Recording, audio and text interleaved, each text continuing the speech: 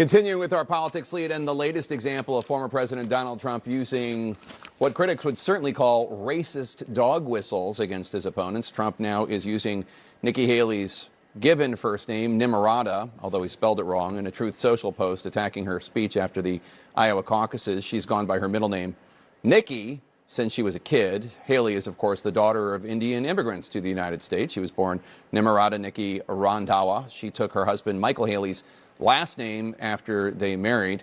Joining us now is Illinois Democratic Congressman Raja Krishnamurthy, also Indian American, if you could not tell.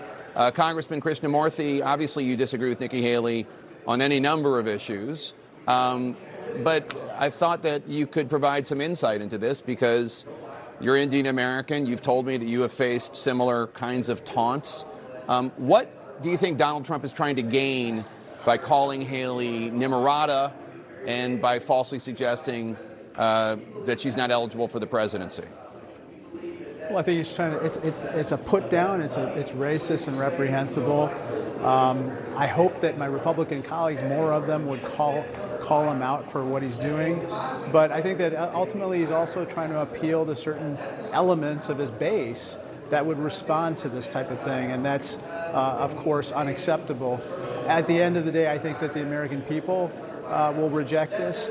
But right now, I think Donald Trump sees this as a tactic for political advantage, and I hope that others call him out for it.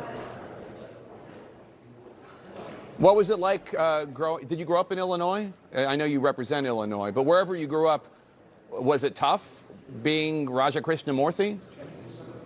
I grew up in Peoria, Illinois, and then moved to Chicago later on in life. But, it was not tough. I mean, Peoria is a place where people really embraced our family and my background. And later in life, of course, you start to realize some of those types of things that Nikki Haley is going through. But you also get a sense of humor dealing with it. When I introduced myself in Chicago, I said, "Hi, my name is Raja Krishnamurthy," and the person said, "Roger Christian Murphy, nice to meet you." So that's the type of thing that happens often too. But what Donald Trump did, of course, the intentional denigration of someone based on their ethnicity, I mean, that's very hurtful, obviously, and something that we all have to call out, even though we may not be of the same political party.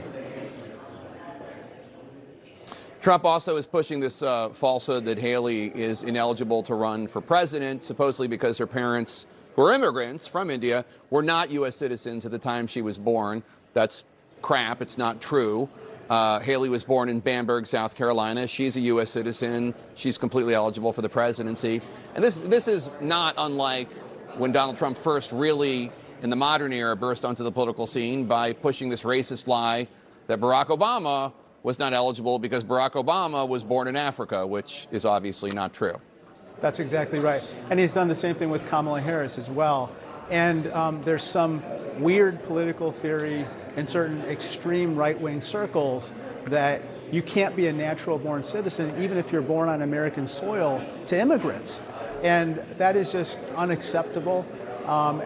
But all that being said, I think Donald Trump knows exactly what he's doing. He knows that what he's saying is false, but he's trying to both put her down and trying to curry favor with this white supremacist base, which I think, again, most Americans would reject. So I have you on the show often to talk about legislation, and you work hand in hand with a number of Republicans on legislation. You're very bipartisan. You have to be because Republicans are in the majority. But even when you were in the majority, you also worked with Republicans. What do they tell you behind the scenes about why they don't call this out? I think some of them are fearful. I think that they fear that going after Donald Trump will invite a counterattack and then problems with their base. I think others are cynical about it too. I think they know that other folks will call him out for it, people like Mitt Romney and so forth, and they don't need to. And I wish that more of them would, because this type of thing, as you know, is dangerous for our democracy, and it sometimes results even in violence. And so we've got to call it out every time we can, stand shoulder to shoulder with Jews who face rising anti-Semitism, Muslims who face rising Islamophobia, Hindus who face increasing bigotry, and of course Indian Americans like Nikki Haley. CNN's Manu Raju is reporting that Trump might try to scuttle this possible compromise bill on immigration. There's this big effort in the Senate to come up with a compromise in immigration, which actually would be, I think, more conservative legislation than I've ever seen Democrats get behind before when it comes to immigration. And some Republicans in the Senate are saying, you know, take the deal.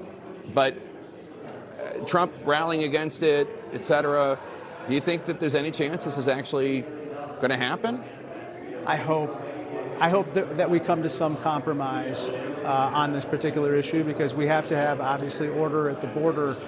But on the other hand, when I talk to some Republicans privately, what they tell me is that some folks want to leave it as an election issue. They want this to be something that Donald Trump can run on. And so even if Democrats were to compromise, put forward a reasonable suggestion for what to do at the border, they won't take yes for an answer. I'm talking about Republicans. And so that would be very, very disturbing. And I hope that's not where this ends up. Because, as you know, Ukrainian aid is also in the balance. So is aid for Israel. So is aid for the Gaza Strip. All right, Congressman Raja Krishnamurthy of Illinois, thank you so much, sir. Appreciate it. Thank you so much.